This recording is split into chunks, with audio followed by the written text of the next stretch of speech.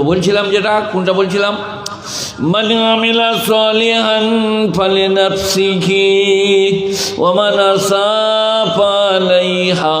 যে বা যারা ভালো কাজ করবে পুরস্কৃত হবে, যে বা যারা মন্দ কাজ করবে তিরস্কৃত হবে। আল কোরআন। এখানে কোনো দলাদলি নাই, এখানে কোনো মতভেদ নাই, এখানে মারামারি নাই। কোরআনের আয়াতটা একবার বলে দিই, মান আমিলা সালিহান ফালিনাফসিহি। মান হচ্ছে কমন, বাংলায় হচ্ছে অনির্দিষ্ট, আরবিতে হচ্ছে নাকেরা। যে কেউ, মান পুরুষ অথবা নারী, কালো অথবা সাদা, দেশি অথবা বিদেশি, যে ভালো কাজ করবে সে পুরস্কৃত হবে। আল্লাহ ঘোষণা করছেন। আপনারা কি বলছেন বলুন? আল্লাহু আকবার। ওমান আসাআ ফালাইহা।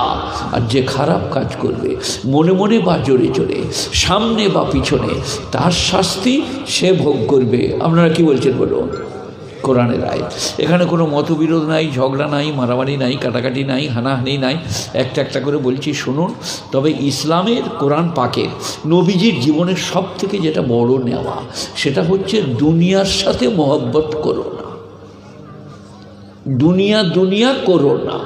কোরআনের আয়াতটা পড়ে আগে, ওমাল হায়াতুদ দুনিয়া ইল্লা মাতাউল গুরুর। দুনিয়ার জীবনটা সম্পূর্ণ ধোঁকা।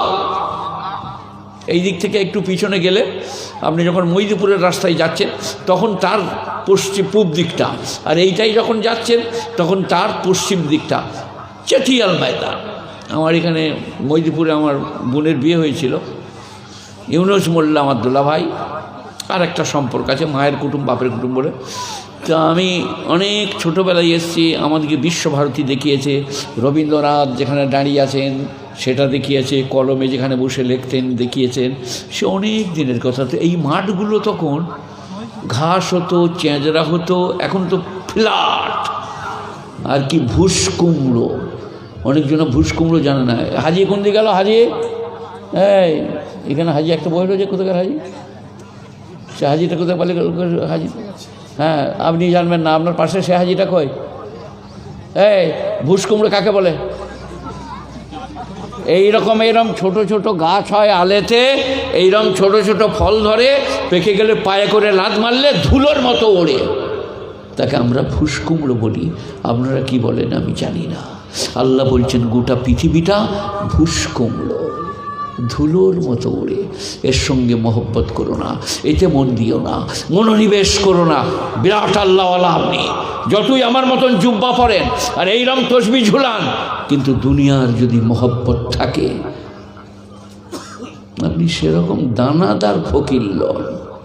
দুনিয়ার মহব্বত, এই যে এনারা এনে, উনি বলছে আমার বাড়িতে থাকে, উনি বলছে আমার মার্বেল, গ্রেনাইট, কি দরজা, কি ফার্নিচার দিয়ে বলছে আল্লাহওয়ালা হয়েছি। মার যেদিনে পড়বে গ্রেনাইটে সেই দিনে বুঝবে এরা।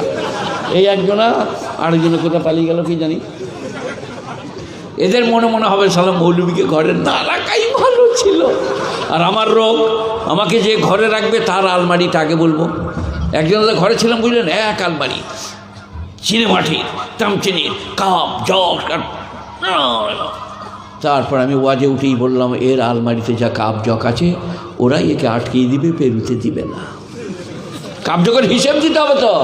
এই যে এরা জানে না, 4টা কাপ দরকার 40টা।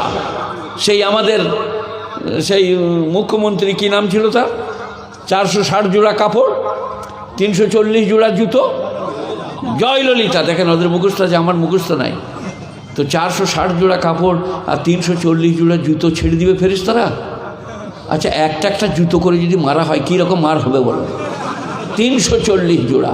আর মৌলবীরা বলছে 1 জোড়া পরবার জন্যে, 1 জোড়া জুম্মার, 1 জোড়া তুলে রাখতে পারেন। শ্বশুরঘর যাব, এইটা একটু পরিষ্কার করে নিয়ে শ্বশুরঘর যাব, তার বেশি এজাজত নাই। 40-25 জোড়া চলবে না, নানা রকম ধরনের জিনিস জোগাড় করব। এই মোটা বাংলায় বলছে, হয়তো এখানে আসছে সেই কাপলা, ওই বটে না? আচ্ছা বেশ, এসব কিছু বলবো না আজকে, আর কিছু বলবো না। তাহলে যাবার সময় আবার আপনারা কিছু মনে করেন না, পয়সা দিবে না, ঘর চলে যায়। আমার কাপ ডিশের লেগে বদনাম করেছে। যেটা বলতে চাইছি এটা বলবো, এই বসুন বসুন, এই বসতে দাও। ব্যাগে হাত দিচ্ছি কেন আবার? কাকে দিবে নাকি? তো কি ব্যাগে এখন হাত যেন আমার ওয়াজগুলো শোনো, গোলমাল কোনো এনেছো অনেক কষ্ট করে, রাতের বেলায় দিয়েছ।